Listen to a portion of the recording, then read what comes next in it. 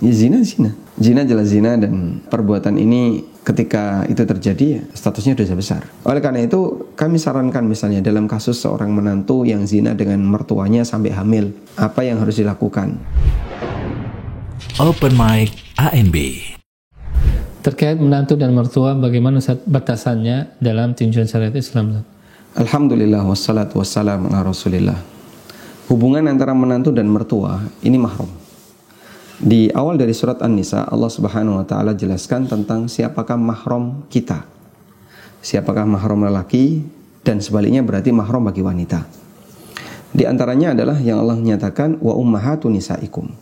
Dan di antara wanita yang terlarang untuk kalian nikahi adalah ummahatu nisaikum, ibu dari istri kalian. Nah, maka ibu mertua mahram bagi menantu laki-lakinya, dan sebaliknya bapak mertua mahram bagi menantu perempuannya.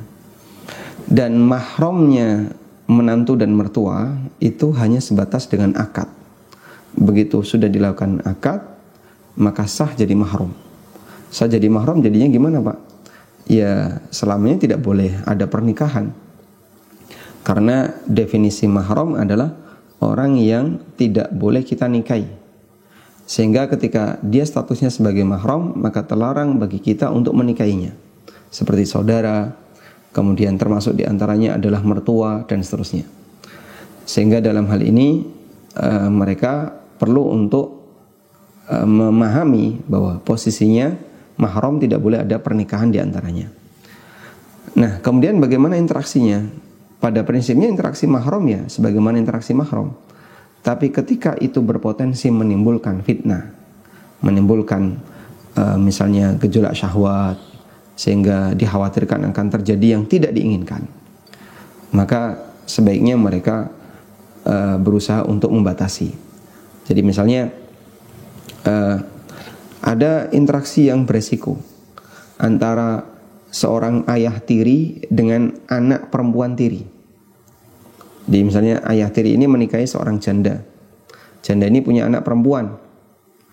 Nah, ketika ada interaksi beresiko antara ayah tiri dengan anak perempuan ini, maka sebaiknya dia dipisahkan.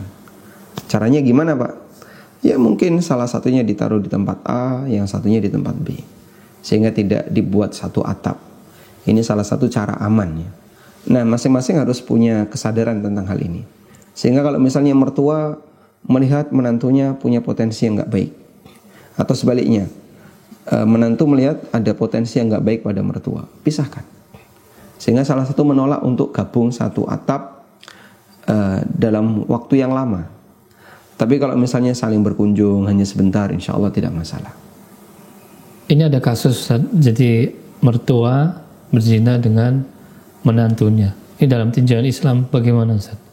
Ya zina jelas zina, dan perbuatan ini ketika itu terjadi ya statusnya dosa besar. Namun misalnya begini, kalau sampai muncul anak, terus anak itu anak siapa? Ya jawabannya karena ini adalah hasil zina, maka tidak dinasabkan kepada bapak biologis, sehingga nanti dinasabkan kepada si wanita yang hamil tadi. Berikutnya, boleh nggak Pak solusinya misalnya dia dinikahkan? Kalau mahram selamanya nggak bisa. Sehingga misalnya saudara nikah dengan saudarinya, hamil, punya anak. Gimana ini? Kita nikahkan saja. Bagaimana dinikahkan mereka saudara? Sehingga nggak boleh terjadi pernikahan. Kalau dinikahkan, menghalalkan apa yang Allah haramkan. Karena pernikahan saudara itu haram. Dan akad nikah itu kan pada titik dia meyakini bahwasanya itu halal, sehingga nggak boleh praktek seperti ini, dosanya lebih besar.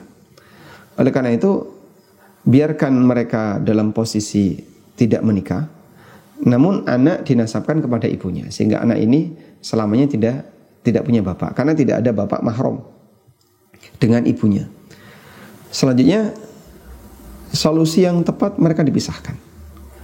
Sehingga walaupun itu misalnya saudara, tapi karena untuk menghapus semua kenangan-kenangan yang gak baik ini, sehingga antara yang laki-laki dan yang perempuan harus dipisahkan. Oleh karena itu kami sarankan misalnya dalam kasus seorang menantu yang zina dengan mertuanya sampai hamil, apa yang harus dilakukan? Kalau bisa mereka dipisahkan. Jika si menantu ini masih ingin mempertahankan rumah tangga dengan istrinya, silahkan, tapi jangan satu rumah dengan mertuanya. Dan untuk interaksinya dibatasi seketat mungkin, sehingga yang boleh berinteraksi hanya anak perempuannya, tapi si lelaki ini tidak boleh berinteraksi dengan ibu mertuanya.